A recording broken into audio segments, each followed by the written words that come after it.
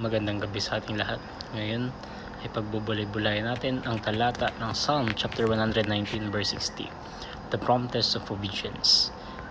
Ang sabi dito, if I hasten and do not delay to keep your commandments. So Psalm chapter 119 verse 60 provides a powerful insights into the importance of prompt obedience to God's commandment. First is delayed obedience is delayed blessings. Procrastination is obeying God's commands and delays the blessings He intends for us. So when we delay obedience, we miss out the opportunities and blessings that come from aligning our lives with His will. Second is God does not ask for our approval. God's commandments are not up for negotiation or debate. He requires our obedience regardless of whether we understand His reasoning or agree with His instructions. Obedience demonstrates our trust in His wisdom and sovereignty. Third is pride, doubt, and comfort are enemies of prompt obedience. Pride leads us to believe that our way is superior to God's way. Doubt causes us to question His commands and hesitate in obedience. Comfort lulls us into complacency, making us reluctant to step out in faith and obey promptly. To apply these teachings in our lives, first is do not reschedule God's blessings. Recognize that God's timing is perfect, and delaying obedience only postpones the blessings He has in store for us, making it a priority to promptly obey His commands, trusting that His plans are always for our good. Second is treat God as a boss, not an employee. Approach obedience with humility and reverence, acknowledging God's authority over our lives.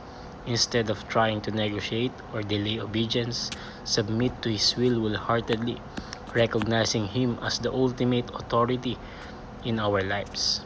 Third is obey quickly, for God does not make mistakes. Trust in God's wisdom and sovereignty, knowing that His commands are always for our benefit.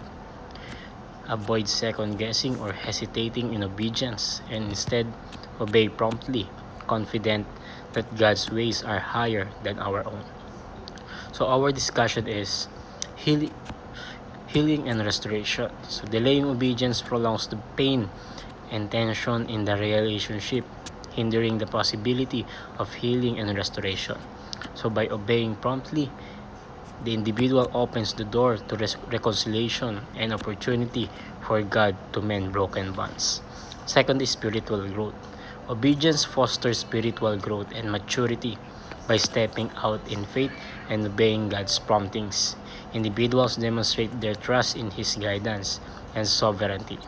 Each act of obedience strengthens their relationship with God and deepens their faith. Third is witness and testimony. Prompt obedience serves as a powerful testimony to others.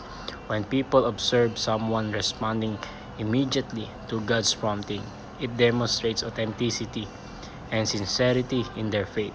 Such obedience can inspire and encourage others to trust and obey God in their own lives.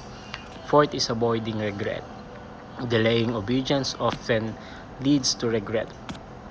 Procrastination can result in missed opportunities or the hardening of hearts, making it more challenging to obey in the future.